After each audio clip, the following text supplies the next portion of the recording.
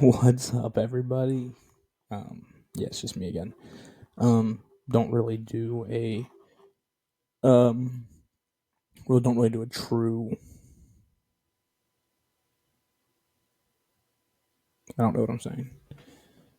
Oh, we don't really do like a real intro to this, but if you listened to yelling at pigeons yesterday, you are aware that it's just me this week.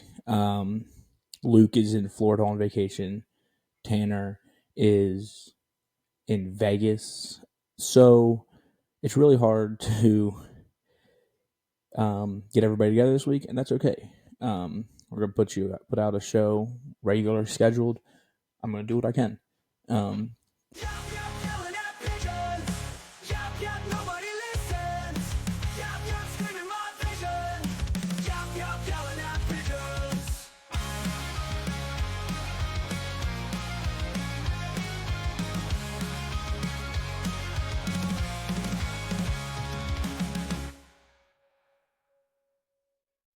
And this is a great week for me to do it alone because the Steelers lost and they're bad, and everybody wants Mike Tomlin fired, and Penn State lost in the college football semifinals. So I'm not going to dwell on those too much. I'm going to talk about them a good amount. But there's other games. There were not really. There was one really good game, and the rest were, not very close. But I'm gonna, bring my professional input to these games and gonna talk about sports. So, yeah, here we go. So, like I said, it's just me. I think it's like episode 15-ish of yelling at sports. Oh no, episode 17. Wow, we've gone 17 episodes. Where I think we are about to hit the. No, we're not close. We're about 10 episodes away from the 50 mark on each total. But we're having fun. It's just me. And I think I might as well start with talking about the Steelers because it's sad. I knew going into it, it wasn't likely that the Steelers were going to win. They were a 2-score underdog in Baltimore, and Baltimore's been unstoppable. Lamar ran all over us because the game plan was to let him run, crash down on the running backs. There were so many times that TJ Watt was in the backfield, and he just crashed down on the running back, and then Lamar took the ball and went for 10 yards, first down, which is hard. It's hard to do that. Yeah, it sucks. Steelers. I didn't think the Steelers were a Super Bowl caliber team going into the season. I thought they had a chance to win the division, but you split the division with everybody. You go on a losing streak the last part of the season, and you're just not ready for the playoffs. And that does seem to be the case for the Steelers. Like the rest of the past few years, 7-ish years or so. But I'm not on team fire Mike Tomlin, not yet. I know all of Steelers fans, like everybody on social media, is like hollering for Mike Tomlin to go, but that's just not where I'm at. I just think that it's hard to fire a coach like him. Like players love him. He's a player's coach. If you watched Hard Knocks this year, you know that he has control of the locker room still, and I just don't think it's time. He's a Super Bowl winning coach. He won, with the Steelers. People say it's Cowher's team, but he still took them. You still have to win games, and then he won with the Bucks as a special teams coordinator. I believe he was special teams coordinator. I don't really know what he was. That could be wrong. We'll community notes this if I am, but there's so many coaches that don't win Super Bowls, that get their team far enough and then don't. I'm sure if there was Twitter back when Bill Cowher was a coach, he didn't win a Super Bowl until his last year as a Steelers coach. And like how like where were people saying to fire him? Were people saying to fire him? Probably. There's probably articles saying that people should fire Bill Cowher, and sure enough, he was able to keep going. My biggest thing is, I mean, the defense was tired. It's a long season. There were some crazy games against, not crazy games, but like tough games against tough opponents, all that are still in the playoffs besides the Bengals, but they just got hot at the end of the season.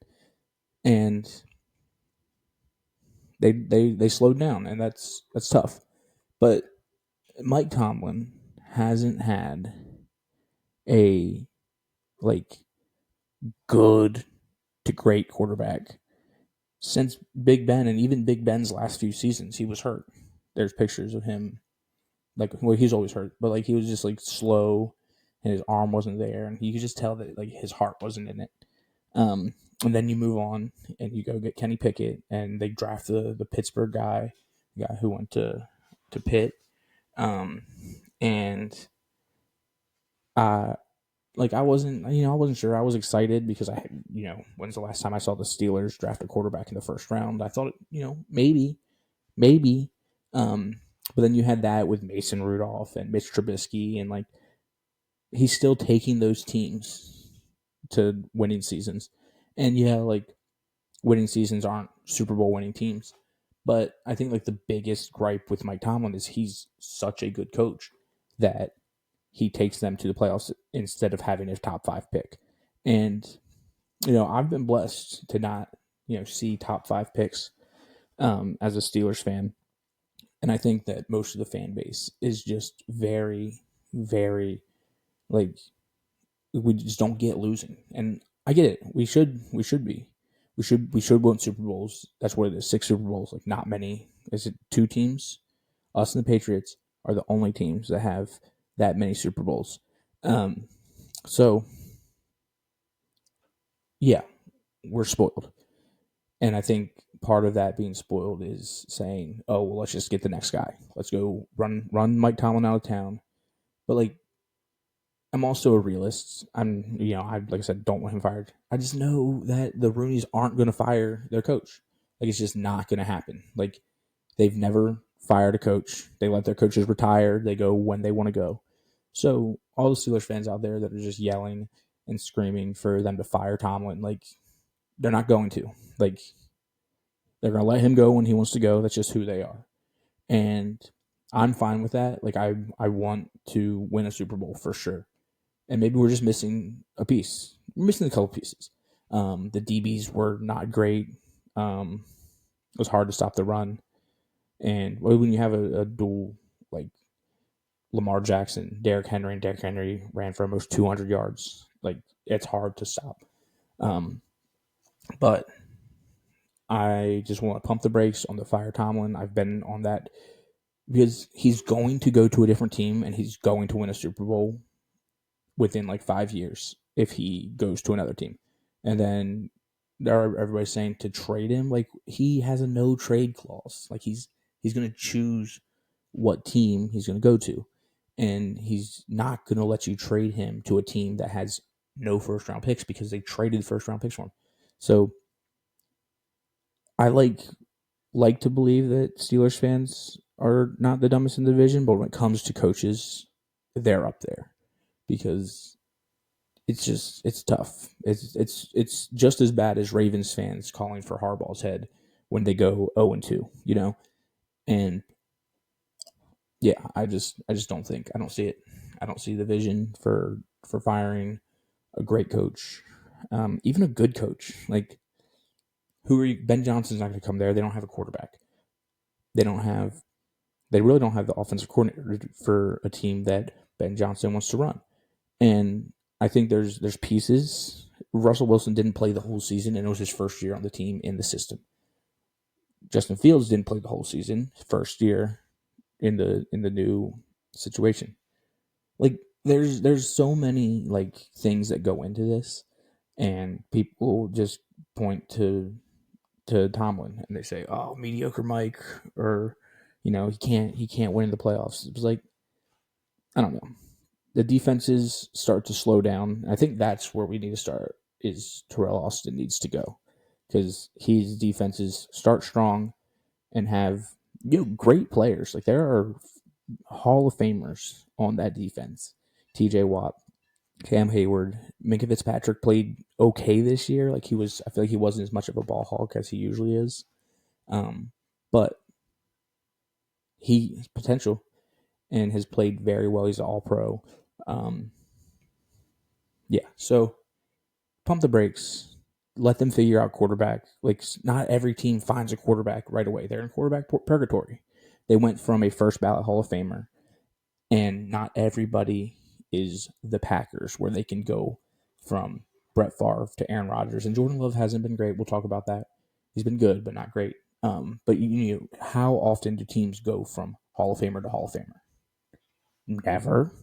Never. Some teams go years without finding a quarterback.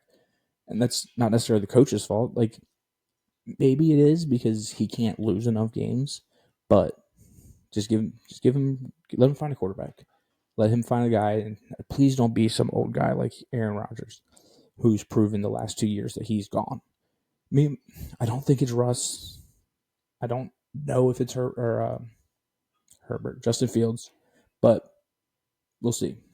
I don't know, but that's my rant, my 10-minute rant on the Steelers and the organization. Like, I think that they're going to find they'll figure it out. They'll figure it out. It's been, for most of my life, they've been very good. Been a very good team for most of my life. They won in the 70s, and then they didn't win to the 2000s. Were people calling for every coach's head? Maybe, but we didn't have Twitter, so it's not as loud. So yeah, I'm just going to backtrack now. The Ravens are good. The Ravens look good. Defense looked good. Their run game was incredible. Lamar, like I said, ran all over us. 81 yards from him. Didn't throw the ball lights out, but had 175 and 2 touchdowns. But Derrick Henry was the true MVP of that game. 7.2 yards per carry, 186 yards, and 2 touchdowns. That's the guy that you lean on. But yeah, we'll see. We'll see what they do. That matchup next week is going to be a lot of fun. Chargers and Texans. We're going to talk about that game. I think everybody was on the Chargers. Everybody was like, the Chargers got in. The Chargers got the 5th seed, and Herbert looks good, and Harbaugh is gonna take them all the way.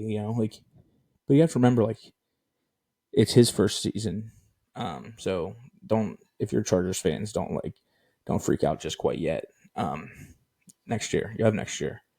But the Texans, man, looked good. They're very hurt. CJ Stroud, 282, touchdown, interception. Joe Mixon was running the ball hard as well. And Nico Collins cooked, 122, touchdown. They're injured. They're hurt. They're hurt on offense. They don't really have the depth at receiver, but they're running the ball hard, and their defense played very well. They had they had 4 interceptions. So and one of them was a touchdown. So when you're getting points off of turnovers and getting instant points off of turnovers, it's hard to beat. And maybe we're gotta talk about Justin Herbert not being a finisher in the playoffs. He had a lot of incompletions. And what are you gonna do? He was 14 for 32 with 242. So he had big plays. And Lad McConkey almost had 200 yards. So they're just feeding him, and I know a lot of it was when they had to pass because they were down by so much. But some of those throws that Herbert made, Quentin Johnston can't catch. He has the dropsies. I don't even know if that's even a thing, but that dude cannot catch. And then Herbert running all the way to the right side of the field and throwing it all the way left, about 40 yards downfield into double coverage against with someone who can't catch. Like I don't understand what was going on in his head there. But that was definitely a tough look, and they couldn't get the run game going. J.K. Dobbins had 9 rushes for 26 yards, and Gus Edwards had 7 rushes for 22. Like, if you can't run the football, it's hard to win, unless you have an elite offense. And their offense was just Lad McConkey. Let's get to Lad McConkey. That's hard to do. But yeah, I think Houston looked good. I don't know if they have enough to get another win, but they looked good. They were a fun team. And I like when Houston's good. That 4:30 window on Saturday is their bread and butter. It's hard to beat them there. And I think that's where they're at next week. Yeah, 4:30 on Saturday. That's Texans time. They know how to win there. Going to Sunday. Luke's not here, but the Buffalo Bills are a wagon. No one circles the wagons like the Buffalo Bills. And 31-7. But it felt like it was much worse than that. It feels like the Bills could do anything they wanted. And Josh Allen really just, pushed them. But James Cook, I think, is the story here. Much like Derrick Henry, not the same as Derrick Henry, but he ran the ball hard. 120 yards and a touchdown. Josh Allen, 272, 2 passing touchdowns, 46 rushing yards. They looked good. Their defense played probably the best game that they've played. I know they're playing a rookie quarterback, but Bo Nix has shown that he's here and that he's ready to play with the big guys. But it just wasn't enough. He couldn't get the ball in the end zone. They also didn't really have a great rushing attack besides Bo Nix had 43 yards. But yeah, I think that it's just going to be what it is. I loved their fake punt, but 3 plays later, they had to punt the ball again, which sucks. But yeah, they could be good in the future. Like, their defense is good. They just ran into a buzzsaw of the Buffalo Bills. I love watching Josh Allen play. And yeah, we'll see. We'll just see. We'll see. We'll see what Denver does. I'm not a huge believer in Sean Payton. But I feel like if he can get Bo Nix, to play to the best of his ability, it's not really going to be there's not much you can do. Bo Nix is so accurate, so if he can just get him up to his peak performance, they'll be all right. Maybe get another receiver or something for him. Maybe a running back.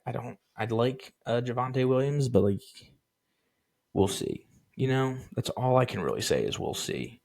He ran 7 rushes for 29 yards, and again they were behind in most of the game. It was 10-7 going into half, and then the Bills just blew it up. Yeah. So shout out the Bills, shout out Luke, shout out Josh Allen. Excited to see what they do the rest of the year. Green Bay at Philly.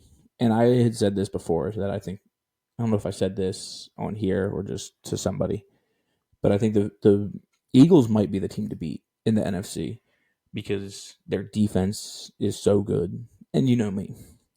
I love defenses that play football. And they are. It was only 22-10, but you also have to remember Jalen Hurts is coming out of concussion protocol, and there's rust. There's rest versus rust. We want our players to not be rusty.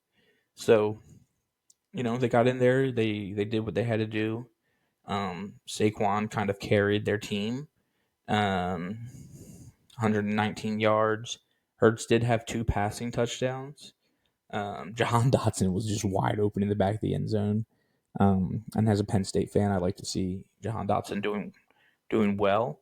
That was his only catch for 11 yards, so it wasn't like he had an insane performance. It might have even been his only target. But yeah, I like this team a lot. I like Saquon a lot, obviously, another Penn State guy. And if Jalen Hurts can, snap out of his rust from concussion, I think they have a chance to like make a decent run. And I think next week will be a tough game for him. But we also need to talk about the Packers. My Packers. I own them. Me and Luke both shareholders of the Green Bay Packers. Josh Jacobs is a grown man. He runs the ball so hard. And Jordan Love, still young. But, he shows flashes, but like also at times he shows that he's not the best quarterback in the league. Like he's not Aaron Rodgers. He's not Aaron Rodgers coming behind Brett Favre. But he has times where he looks elite and sometimes where he looks bad. He looked not good. 3 interceptions. 212, 3 interceptions, no touchdowns. Josh Jacobs, lone touchdown scorer for them. And they couldn't force turnovers. Philly holds the ball well. And when in doubt, they hand it off. But yeah, they also don't have like a true wide receiver one, I feel like. Jaden Reed is good, but he got hurt. So yeah, I feel like they have a lot of okay receivers. Feels like old Steelers teams, but they don't have like that guy that you can rely on every like play that he's going to be open. Like if only they had like someone like Devontae Adams. But yeah, and they also held Philly to 22, so like you got to be able to put up more points. But like I said, Philly's got like, the number one defense and the number one rushing attack. So those are teams I like. I was about to turn into John Gruden here. Got me feeling nicey. But yeah, and they also just couldn't get to the quarterback. So these are it's hard to win those games when you're playing a really good defense with a really good running back and you can't stop the run. Sounds like the Steelers game earlier. For some reason they couldn't stop the run. I'm done talking about that. Next we have the game of the weekend. We have the Commanders 23, Tampa Bay Buccaneers 20. Jaden Daniels is so good. And he's a rookie, and he, is taking his team to the divisional round. I don't think anybody expected them to be in this spot right now. And I don't know how they'll fare against the Lions. But 268, 2 touchdowns, and 36 on the ground. That's serviceable for a rookie quarterback. Like I know we want, people to do better, but the Bucs also have a good defense. And who knows? Eckler and Robinson were pretty much no-shows. But De'Ami Brown and Terry McLaurin both had 89 yards. So, like, spreading the ball out a little bit to your receivers. Terry McLaurin is awesome. He's one of those guys that finds a way open. And when you have a rookie quarterback, you have to find your way open, and you have to find your way open fast because their offensive line is not good. Not good at all. Zane Gonzalez at the end of that game, when he adjusted his sock like 10 times and then fixed his hair like 5 more before he even put his helmet on. I didn't even hadn't even seen that yet, and I had already was like, this game's going to overtime. Like, I know this kick isn't that far, but it's Zane Gonzalez, and I just feel like the Commanders, who they are, like they would send that game to overtime, possibly win it overtime.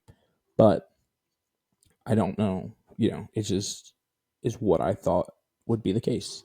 Would be them missing that. And I feel like under old Dan Snyder ownership, that ball hits the upright and goes right to the ground. Doesn't sneak through. But here we are. the Washington Commanders have won a playoff game the first time in almost 20 years. I don't really have anything else on that. The Bucks were blessed with a bad division, and you have to take advantage of it. They got in and they put on a show.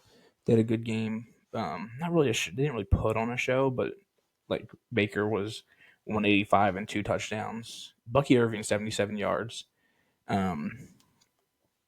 He's good. Bradley, I don't know if you're listening to this or not, said that he maybe should be talked about in Rookie of the Year conversation. I like him. I think he's really good, but there was just a very good rookie class this year, and I think there are other guys that are above him.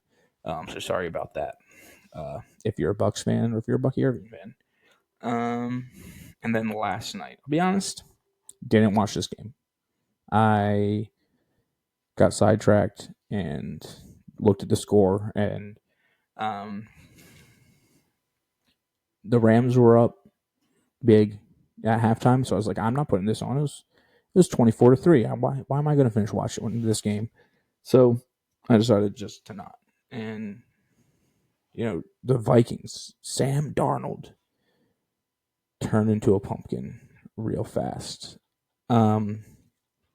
Started the season strong, played really well. Like they had him in MVP conversations, and then he just went out there and had a stinker. 245, a touchdown, and an interception.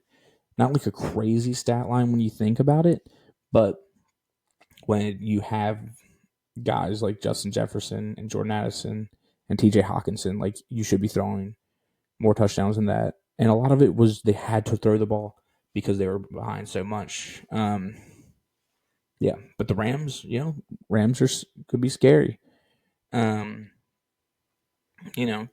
Kupp only had one catch. Puka Nacua had 5 for 44. So, we get these guys in, get those guys more targets for deeper balls. Like, it could be something to look out for.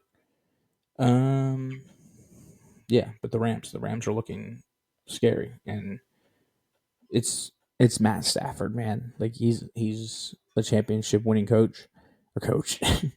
quarterback. Sorry, 2 days in a row solo podcasting. I'm just yapping.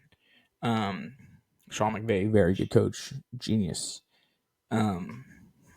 So he knows how to draw them up. So 27-9, not very close, and it is what it is. So we're gonna sneak on over to the divisional round. We're gonna give it a little. I'm gonna give a little preview of next week's games, and we'll get to it. All right, Texans Chiefs. Like I said, Texans love the 4:30 window on Saturdays. It's usually just the wild card. They're always in the wild card 4:30 game, but they're going to the Chiefs. The Chiefs are the Chiefs. I think we always try to discount the Chiefs this year because of the way they were winning games, but it's always better to win ugly than to lose pretty. So if it's a shootout and you lose and oh wow, that was great. I'd rather have a win in an ugly game. And Patrick Mahomes is Patrick Mahomes. Andy Reid is Andy Reid. And Travis Kelce's still there. He's not been incredible, but he's still been serviceable. And like I said, there's injuries all over the Texans. So who knows? Maybe they get in there and they C.A. Stroud out duels Patrick Mahomes. Joe Mixon gets a lot of touches. I think the best way to beat this team is to keep Patrick Mahomes off the field, and I know that's a shocker to hear, but yeah, who knows? Maybe some long, slow drives that end in points, and that's what you need. So that's a little preview of that. I think the Texans do have a chance. The Chiefs are -8, and the over/under is 41.5. I'd probably take the Texans +8. I think they'll probably keep it close. I don't think it's gonna be a blowout. Chiefs haven't played in a few weeks. Their starters haven't, so who knows? And then, like I said, if CJ Stroud comes with his A game, spreads the ball out, but also remembers that Nico Collins is down there and Joe Mixon, it's going to have to be like the perfect storm. And I would love the Texans to be in the AFC Championship. But I also think this is going to be an under game. 41.5 is a low number, but I think the Texans defense can keep them down a little bit. 8:00 on Saturday, Commanders Lions. Commanders at the Lions. The Lions are -9.5, over under 55.5. As much as I want to take the Commanders and say the Commanders have a chance, I just don't see it. I just don't see it. And I know that, let me just check this here, he's not on the injury report. David Montgomery might be playing, so getting that two-headed monster, the Sonic and Knuckles, back would be nice. But I also might be wrong. Let me check this out. David Montgomery on track to play versus the Commanders, so hopefully he doesn't like re-aggravate his injury. But having Jahmyr Gibbs and David Montgomery in that backfield is like incredible for them. And I think it will be a high scoring game. So I think the 55.5 should be an over. But I do think the Lions win and cover. Jared Goff has played really well this year. And again, those receivers are awesome as well. Amon-Ra, J-Mo. It's hard to beat a team that has this stacked across the board. And yeah, we'll see. But the Lions, first place in the NFC home, like the NFC goes through Ford Field. And I believe that's all I really have on that. I'm like going through all these, and this is probably gonna be a short episode this week. But Rams at Eagles. Again, the Eagles have the number one defense. Their DBs have been playing really well these past few weeks. Really most of the season. But the Rams are hot. It's just hard. It's hard for me to pick against the Eagles right now because, like I said, like they have, I feel like, the most well-rounded team. And sometimes that doesn't win it for you, but being 14-3, going to Philly this time of year, hard to play in Philly already, and then it's going to be cold, and you're coming from LA, like you got stuff going on there with the fires. Who knows? I think I've said who knows like 6 times, but like I think it'll be hard for them to get to the quarterback. They have a very good pass rush. Jared Verse has been awesome, but I don't know. Like I think Hurts is still hard to get down. He's fast, and can evade sacks. But their offensive line has been really good as well. And when in doubt, hand it to Saquon. He's been very good all year. Obviously, he has the rushing title, 2,000 yards, and that offensive line, like I said, is very good, and the defense is good. So I think it is 43.5, over under 43.5. Eagles -6. I think I will be taking the Eagles here. Probably the over. I could see it being like 31-21, a little 10-point game. But that gives you the over. So if the line changes from the time I record this to the time you bet on it, I moved it. So And then the game of the week, again, I feel like this will be the game of the week, the last game on Sunday. Ravens at Bills. The Bills had lost to the Ravens pretty decisively last time they played this year. The Ravens are coming in at 1 point favorites. The over under is 51. And it's it's the two guys that are trying to be MVP. It's the two guys that think that they should be MVP. Their fan bases think they should be MVP. They argue about it on Twitter all the time. If you're on Twitter, you'll see. And you have Derrick Henry, who rushed for 1,900 yards this year, and the Bills' defense has been a little suspect. So I think it's gonna be up to the Bills to the Bills' offense to put points on the board, obviously. And I think I love what they're doing with not really having a number one guy at receiver. Khalil Shakir is awesome. I think I saw a stat where he was second in the league in rack this year, or yak yards after catch. And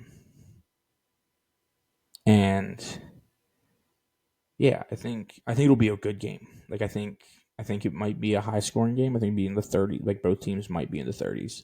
Maybe like a 28 to 31, 28, 34, something like that. 35. Yeah, 28, 35. I'm not really sure where to call this though, but I want to take the Bills. I want to say the Bills. Steelers fan, I want to say the Bills. And these are two quarterbacks that need to win playoff games because people are starting to be like, oh, well, can they not win in the playoffs?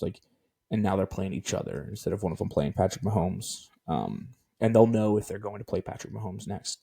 But I do think that the winner of this game will come out of the AFC. Yeah. So I'm going to make my pick here. I'm going to take the Bills just because they're at home. And if you've been to a game in Buffalo, you know that those fans are crazy. I was there in a week 1 game. I've been there at a week 6 game. I don't know what week it was. It was in October. So, they're crazy fans. They're loud. They throw stuff on the field if they don't like you. Shout out Tom Brady. But yeah, that's my little recap and precap of the NFL playoffs. I'm going to do something right here now. I'm going to look at Tankathon. We're going to go on Tankathon. And we're going to go to the NFL. And we're going to go to their mock draft. They always do a mock draft. And I just want to see where they have the Steelers going. Because, like I said, they need a receiver. They need receiver help.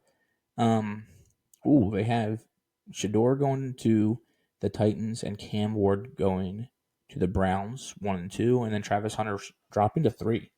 So I like Travis Hunter, but the teams ahead of them very badly need quarterbacks. At 21, they have. Oh, I like this a lot. At 21, then this is Tankathon. I'm not saying that they're the best mock draft on the market. I just like to see, if your team's doing bad, you can go on there and check to see, where they're going to be in the draft order at any given Sunday. But Emeka Ibuka from Ohio State, receiver. So I like that a lot. And then in the second round, they have Emory Jones, offensive tackle. And then in the third round, they only do 3 rounds. They have Dorian Strong, a corner. So I think those are good spots that they have being filled. And yeah. And now that we're talking about the draft, we can talk about college football. So we're just going to switch it up a little bit. I know we don't always talk a lot about college football, but Penn State lost a nail biter.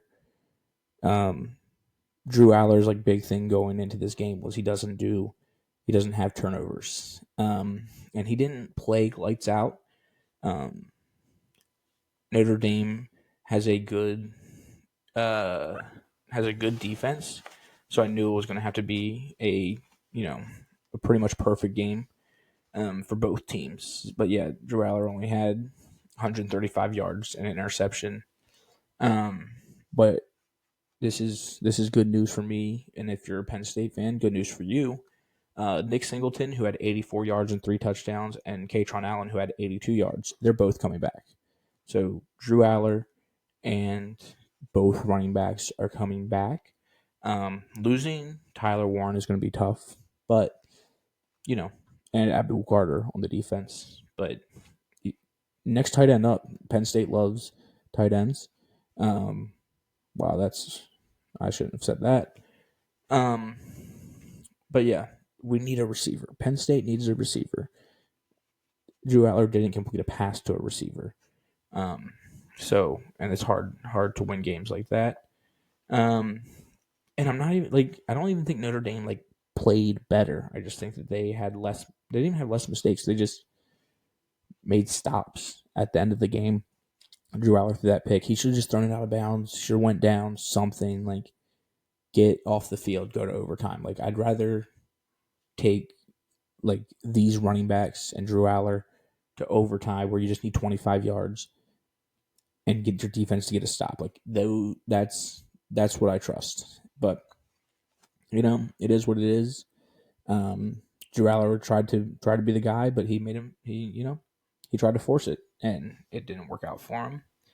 And then Ohio State, Texas. Ohio State is very good. They're most likely going to win the national championship. They just went out and dominated pretty much. I know it was tied in the third quarter, 14-14. But Jack Sawyer's fumble recovery for a touchdown was incredible. I really wanted Texas to win. Shout out John. I don't know if you're listening. But it is what it is. I think this is Ohio State year. And I think at this point, you have to keep Ryan Day, win or lose. I know a lot of people were saying to fire Ryan Day when they lost to Michigan, but since Michigan, they've been incredible. Let's check Ohio State's schedule since Michigan. They lost to Michigan. They lost 13-10, right? And then they played Tennessee, and they won 42-17. And then they played Oregon, the number 1 seed, who had beat them earlier in the season, or they beat Oregon 41-21, and then they beat Texas 28-13 or 14. So since that loss, they've gotten on fire, and they're I don't care that we lost to Michigan. Michigan's at home. We care about the national title, and I know if you're an Ohio State fan, you want to beat Michigan, but a national title would be pretty sweet. So they have Notre Dame, and let's see if we have a spread on that one yet. We should. Ohio State -8 over under 45.